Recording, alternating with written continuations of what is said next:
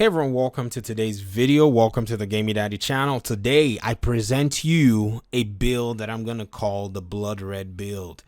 Now, this build has been shared with me by one of my audience members and Division community members, and this is Hema. Now, this build is so impressive to me. I understand many of you may have a build like this, but I don't understand how these pieces were found and actually put together to put a build like this together. I think the only thing I can say is patience. So for those of you who are looking for a build, you can make this build at level 30, basically gear score 500 through 515 if you're playing on the level 30 aspect. You can also make it on level 40. And so this build highlights a lot of different aspects of the game and is even accentuating some of the buffs. This build was shared with me by Hema on my Discord server. Like I've said many times, if you want your build to be highlighted, make sure that you share it with me on Discord, send me a message, and I'll be able to basically check out your build and I'll be able to talk about it. And he showed me the pieces. Now, yes, Hema is from South America, Argentina specifically, and so a lot of his items are in Spanish, but I was fortunate enough to just inspect his character and I'm able to basically get the items in English. So thank you very much, Hema, for sharing this build with us. I could call the build, the Blood Red build or all kinds of fun names. But the difference between what he shared with me and what he has on now is he's using an MK17 with boomerang max rolled. And if you understand Spanish, I don't, but I can probably, Daño the rifle, this is rifle damage. This is Daño critical. This is critical hit damage. Damage enemigo fuera de cobertura, so enemies out of cover. That's probably what I think it says. Bear with me, my Spanish is what it is, nothing. And he also has a build depiction on here as well to be able to show us what this build is capable of. Now, before we jump into that, here are some of the pieces that are actually attached to that build being run in that configuration. Now, again, you see that there's also a small discrepancy as well. There's a Fenris glove here versus the SMG version that he has on, which is pretty much the Sokolov Concern. So he's got two Sokolov Concern and he's got the Coyote's mask here. But in order for me to make things easy for us to be able to translate and all, the build that he wants us to share is using a Grupo Sombra chest piece, and he's using the Providence mask. So 3 Providence, 1 Fenris, and a Fox's Sprayer knee pads. Then you also have here Obliterate on the chest piece, Boomerang, and you have a G36 with Strained. These are the pieces that you need to prioritize when you're making a build like this. Now, the build video that he attached with this build is here, and I can also share a link to this video, which I think I'm gonna go ahead and do so that I don't send, I want to send some traffic his way in order for you guys to go on there and actually see what this build is capable of. So I will link that YouTube video in the description of this video so that you guys can see that.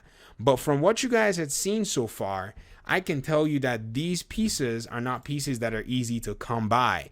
You will have to spend a decent amount of time farming. You're going to have to spend a decent amount of time, basically putting these items together. I mean, a chess piece like this, Grupo Sombra chess piece that has everything rolled max, crit damage, crit chance, and a max crit damage mod, then getting Obliterate on that chess piece will take you some really, really serious farming.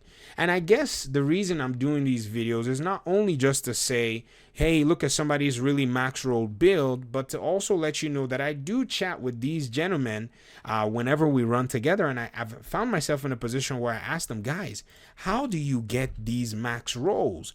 And what they told me was it just took them a lot of patience and a lot of time to get them. And again, the loot quality, believe it or not, has actually gotten better. We were talking today, I'm recording this video today. I had the stream in the evening, and we went into one of my other characters, and I was sorting gear, and a lot of the gear was trash. But I remember that a lot of that gear I got from Heroic playing in the last few patches, and I kept it on these other characters and forgot them there. And to look at the quality of loot that I have now compared to the gear that I had then, it was quite staggering, the difference as to how good the rolls actually are now.